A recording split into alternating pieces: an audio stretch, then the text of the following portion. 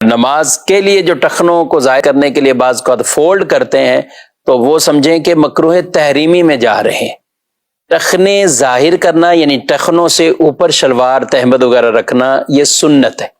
اگر کوئی نیچے رکھتا ہے اور تکبر وغیرہ کی نیت نہیں ہے تو یہ خلاف سنت مکروہ تنزیہی عمل ہوا، نماز ہو جائے گی۔ اس نماز کو لوٹانا یعنی دوبارہ پڑھنا یہ واجب نہیں۔ لیکن اگر کوئی شخص اس کی جگہ ٹخنے ظاہر کرنا یعنی ٹخنوں سے اوپر شلوار رکھنے کے لیے نیفے سے فولڈ کرتے ہیں، اور اسی طرح بعد پینٹ کو نیچے سے فولڈ کرتے ہیں اور ان کو ٹخنوں سے اوپر لے آتے ہیں، تو یہ جو فولڈ کرنا ہے نا، یہ مکروہ تحریمی عمل ہے۔ رسول اللہ صلی اللہ علیہ وآلہ وسلم کی حدیث مبارکہ ہے کہ مجھے حکم دیا گیا ہے کہ 7 ہڈیوں پر میں سجدہ کروں۔ مجھے حکم دیا گیا 7 ہڈیوں پر سجدہ کروں۔ وہ 7 ہڈیاں کون سی ہیں؟ 2 یہ ہاتھ، گھٹنے، 2 پاؤں اور یہ پیشانی۔ پیشانی کا لگنا زمین پر یہ فرض، اور ناک کا لگنا، ناک کی ہڈی کا لگنا یہ واجب۔ تو یہ 7 ہڈیاں ہوئیں۔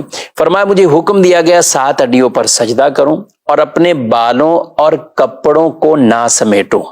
بال بھی یعنی جیسے چٹیا وغیرہ یا اس طرح کو بنانا، کپڑے بھی نہ سمیٹوں۔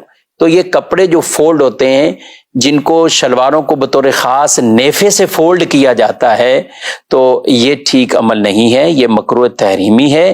اسی طرح پینٹ اگر کوئی نیچے سے بھی فولڈ کرتا ہوا اوپر رکھ لیتا ہے تو یہ بھی مکروہ تحریمی عمل ہے۔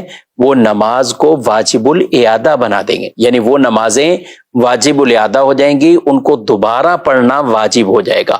اگر کسی کی شلوار یا پینٹ بڑی ہے تو اسے چاہیے کہ پھر اولاً تو یہ چاہیے کہ ہونی اتنی چاہیے کہ ٹخنے ظاہر ہو جائیں، لیکن اگر ہے بڑی تو پھر وہ نارملی چھوڑ دے، یعنی ان کو فولڈ نہ کرے، نہ نیچے سے کرے نہ نیفے سے کرے، تاکہ ایسا نہ ہو کہ مکروہ تنزیہی سے تو بچ رہا ہے لیکن مکروہ تحریمی کے عمل میں پڑ رہا ہے۔ تو یوں اسے خیال اس چیز کا رکھنا ہوگا، اور کوشش یہی کریں ہمارا لباس ہی اتنا ہونا چاہیے کہ جو سنت کے مطابق ہو، اور ٹخنے بغیر فولڈ کے ہی ہماری شلواریں اتنی ہوں، پینٹ پہنے تو وہ اتنی ہو، یا تہمد ہے تو وہ اتنی ہو کہ وہ ٹخنے اس سے ظاہر ہوں، یعنی ٹخنوں سے وہ اوپر ہو۔ اس چیز کا خیال اگر نمازی حضرات رکھیں گے، ہم بکثرت شہروں کے اندر جو افراد رہتے ہیں تو وہ پینٹ کے ساتھ یہی معاملہ کرتے ہیں، عام حالت میں پینٹ نیچے ہوتی ہے اور نماز کے لیے اس کو فولڈ کر کے کوئی آدھی پنڈلی پہ کوئی پتہ نہیں کہاں لے کے جا رہا ہوتا ہے، تو ان کی نمازیں مکروہ تحریمی ہو رہی ہوتی ہیں۔ یہ خود بھی مسئلہ سمجھنا چاہیے اور اپنے دوسرے بھائیوں تک بھی اس مسئلے کو پہنچانا چاہیے۔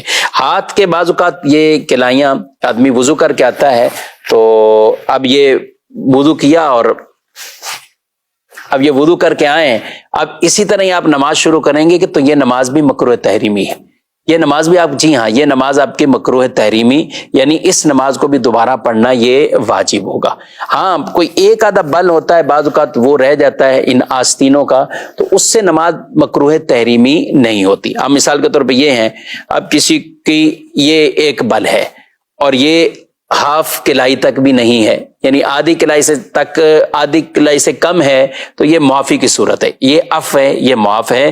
لیکن شلوار کے نیفوں کے حوالے سے یہ نہیں کہا جائے گا کہ وہاں ایک بل وہ چھوٹ ہے، پینٹ کے اندر نیچے سے ایک بل کو چھوٹ ہے، ایسا نہیں ہے۔ یہ صرف یہ جو حکم ہے یہ کلائیوں اور ان بازوں کے حوالے سے، کیونکہ عام طور پہ وضو کے بعد کچھ نہ کچھ یہ کپڑا ایسے فولڈ رہ جاتا ہے، لیکن جو نیچے ہی نہیں کرتے اور یہاں تک چڑھا ہوا ہے اور اسی طرح آگے نماز شروع کر دی، تو ان کی نماز بہرحال مکروہ تحریمی واجب الاحدہ ہو رہی ہوتی ہے۔